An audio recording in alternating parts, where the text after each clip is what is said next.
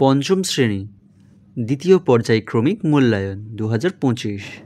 বিষয় বাংলা, পূর্ণমান 30, সময় 1 ঘন্টা, সিলেবাস সহ সমস্ত প্রশ্নপত্র। প্রতিটি প্রশ্নের মান 1। সংক্ষিপ্ত প্রশ্নের উত্তর দাও। বরফ গলা জলের একটি নদীর নাম হলো মহানন্দা।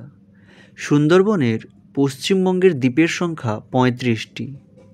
লুপ্তপ্রায় মাছের একটি নাম হলো সরপুঁটি। দুজন বাঙালি বিজ্ঞানীর নাম আচার্য প্রফুল্লচন্দ্র রায় ও জগদীশচন্দ্র বসু। বাঁশের কেল্লা কে বানিয়েছেন? তিতুমির। আমের শহর বলা হয় মালদাকে। মিহিদানার জন্য বিখ্যাত বর্ধমান জেলা। ছৌ নাচের জন্য বিখ্যাত পুরুলিয়া জেলা। নেক্সট পর্বে তোমাদের রয়েছে বক্সার অরণ্যের প্রবেশদ্বার বলা হয় আলিপুর দুয়ারকে। বরফ গলা জলে পুষ্ট একটি নদীর নাম হচ্ছে তিস্তা ও তোর্ষা। একটি শিকারি মাছের নাম হলো শোল। সুন্দরবনের বিখ্যাত প্রাণীর নাম হলো রয়্যাল বেঙ্গল টাইগার।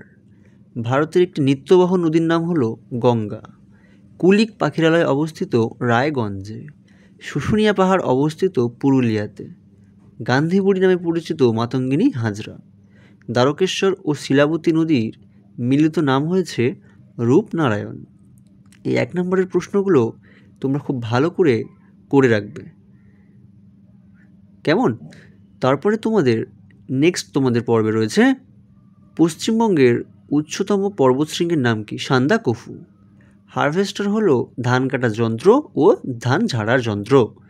শ্বাসমূল দেখা যায় ম্যানগ্রোভ জাতীয় অরণ্যে। মেদিনীপুর শহর কোন নদীর তীরে অবস্থিত? কংসাবতী নদীর তীরে। ডিভিসি এর পুরো নাম কি? Damodar Valley Corporation. বিবাদী এর পুরো নাম কি?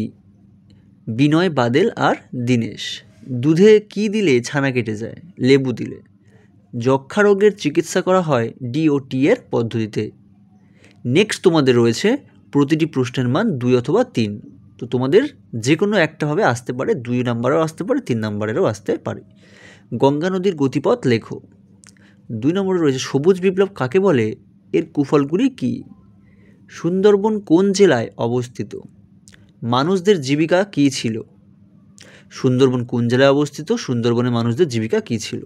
জমিতে অত্যাধিক রাসায়নিক সার ব্যবহার করলে মাটির কী ক্ষয় হতে পারে? শ্বাসমূল ও ঠেসমূল কাকে বলে? উদাহরণ দাও। নেক্সট পর্বে তোমাদের রয়েছে নিত্যবহ নদী কাকে বলে? এর উদাহরণ দাও। লুপ্ত প্রজাতির মাছ কিভাবে সংরক্ষণ করব? নদীমাতৃক সভ্যতা কাকে বলে? নদী আমাদের কি কাজে লাগে? সুন্দরবন অঞ্চল সম্পর্কে ধারণা দাও।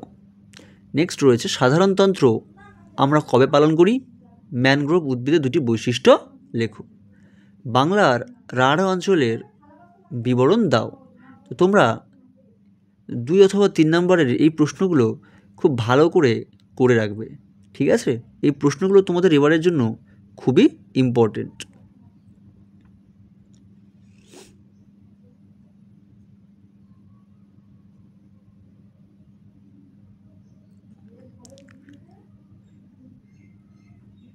এই রকম গুরুত্বপূর্ণ ভিডিও পেতে আমাদের চ্যানেলটি সাবস্ক্রাইব করে রাখবেন, যাতে পরবর্তীকালে এই ধরনের কোনো ভিডিও তোমরা পেতে পারো। আজকের আপাতত এই পর্যন্তই।